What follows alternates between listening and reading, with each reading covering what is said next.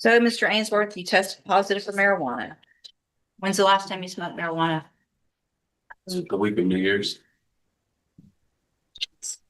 I don't believe that. When's the last time you smoked marijuana? It was the week of New Year's, but like a 3-day period. So you smoked a lot? More edibles. I wouldn't say I smoked. I had asthma. I can't really smoke. I did edibles for 3 days in a row. You did what 3 days in a row? Edibles. Yeah, I take accountability for that. Well, I appreciate that, but you're here on a felony. And you're waiting on sentencing on a felony where you're getting this great deal with the deferred probation and you make such a dumb decision. How old are you? So,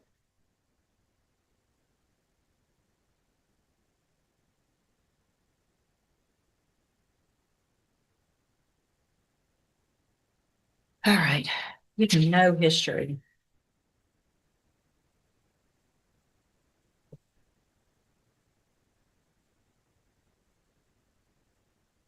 All right, here's what I'm going to do, Mr. Ainsworth. I'm going to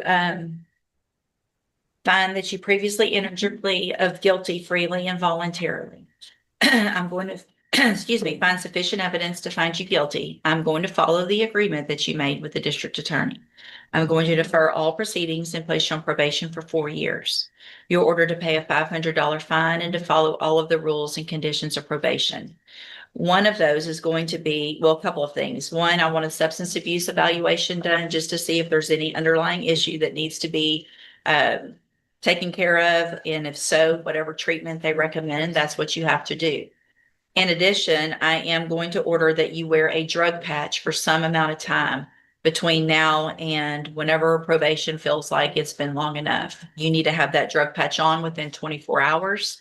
If it tests positive, which I understand that it may this first time because there's obviously still something in your system, but those drug patches also give a quantity, not just a positive or a negative. And so that quantity should be going down. Do you understand?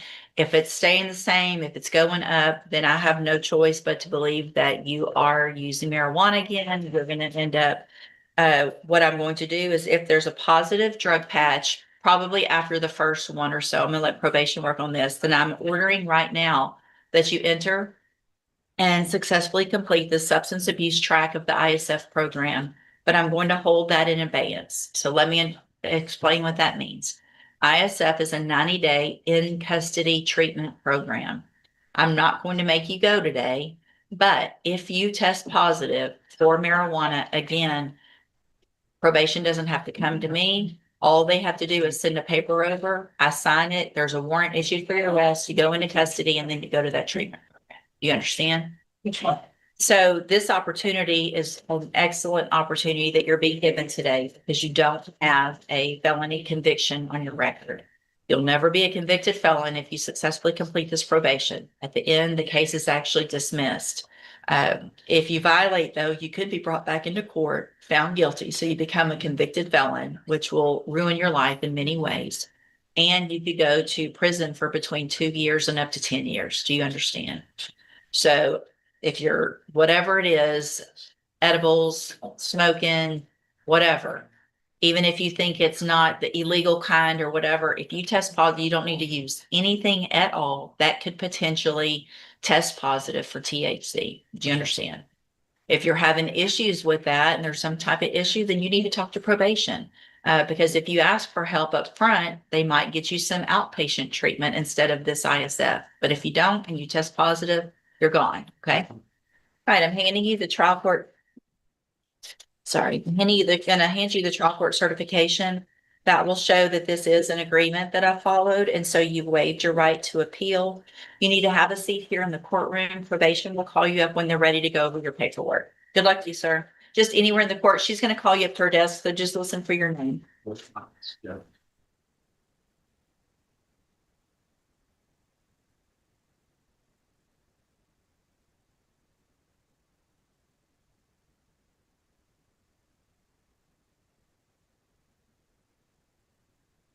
Jeffrey's not back yet.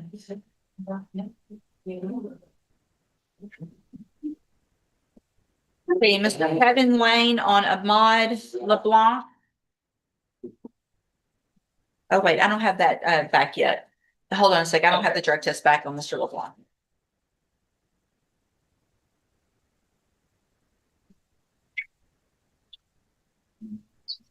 Yeah.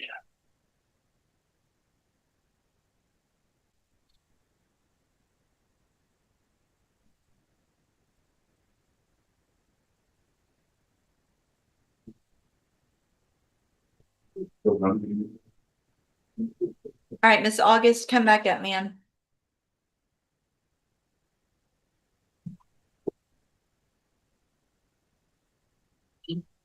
All right, Miss August, you tested negative, which is obviously a good thing. How old are you?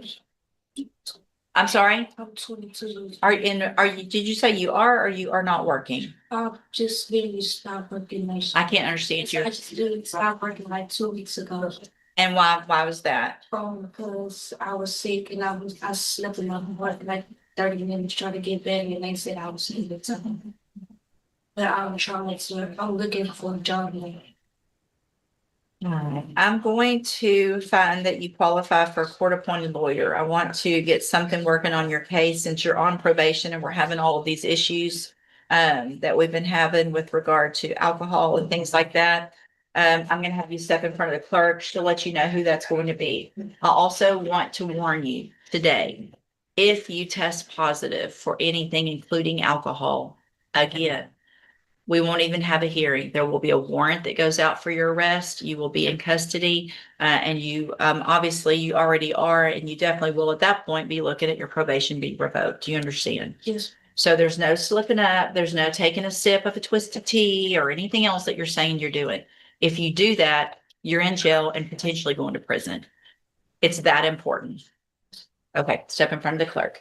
Mr. Rennick on Badrildine Al-Haroni. Yes, Your Honor. I highly doubt that I said that correctly, but I The last tried. name was good. The last name was. The last name was good. Good morning, sir. How do you say your first name? Bedreddin. Okay, Mr. Al-Haroni. That's why I said the last name. Yeah, so Mr. Al-Haroni is charged with possession of child pornography in cause number 25 DCCR 1378. And what is the announcement? The prosecutor and I have met about the case. We spoke last week and we spoke again this morning. There, I don't know if you want to speak to, there's some issues with the indictment. But the other are, since she has taken over the case, we're kind of discussing a resolution. So I see that there was a motion to quash the indictment that was filed some time ago, back in December. What I can do is just reset it, Ms.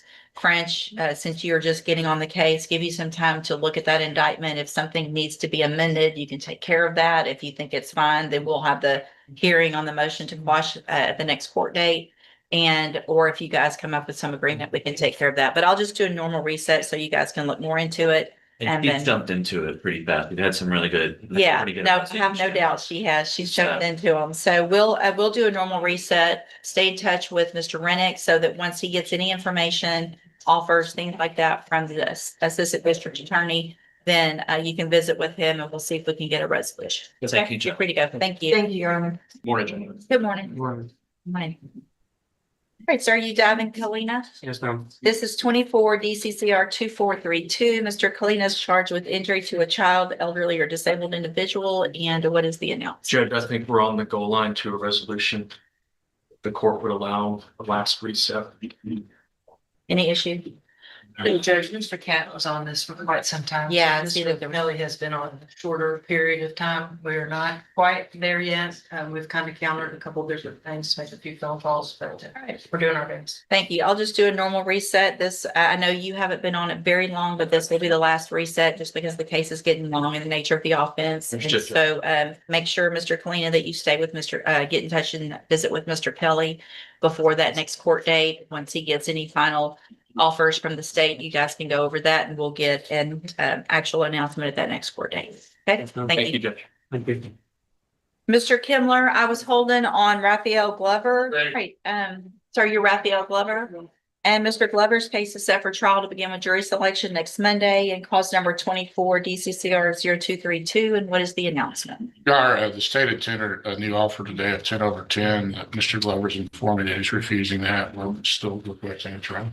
Great. Any State's ready for trial, Judge. We're ready. All right, so Mr. Glover, I'm going to number the case for trial. Your case is very old. It's likely to be somewhere near the top of the list. After today, I will not accept this agreement. So you have every right, obviously, to have a jury determine if you're guilty or not. If they find you guilty, what your punishment is. But after today, we're not going to come back and do a probation tomorrow or Monday afternoon at the last minute. Today's the day for that, okay? All right, stay in touch with Mr. Kimler and your bondsman, and we'll see you back next Monday at 1 o'clock. Okay? Good morning. Morning. Good morning, sir. You Brian, is it Barrier? And Mr. Barrier was previously in court, entered a plea of guilty to the third-degree felony offense of placing a serial number with intent to change the identity. I've received that pre-sentence report and reviewed it. Have you all had an opportunity to review that? Yes, Your Honor. Yes, Your Honor, we have. Any additions or corrections? No, Your Honor. Not from state judge. All right, sir, I'm going to find that you previously entered your plea of guilty freely and voluntarily.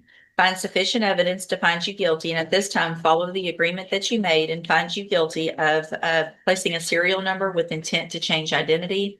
Sentence you in accordance with your agreement to a term of 3 years in the institutional division of the Texas Department of Corrections, but that will be suspended. You'll be placed on probation for 3 years. You're ordered to pay the $500 fine and to follow all of the rules and conditions of probation. If you do that, then for all practical purposes, your case here in court is over and you'll be able to serve that 3-year sentence. Bond hearings often reveal how courts balance fairness with public safety. In this case, the defense emphasized financial hardship, family support, and employment opportunities as reasons to reduce the defendant's bond. The prosecution, however, focused on a long history of burglary convictions and argued that the defendant qualified as a habitual offender. After reviewing the court records and the allegations in the current case, the judge concluded that the existing bond remained appropriate and even suggested it could have been higher. The hearing demonstrates that prior criminal history can play a significant role in bond decisions, particularly when the court believes there is an ongoing risk to the community. Each case is evaluated on its own facts, and the judge's reasoning reflects the evidence presented during this hearing.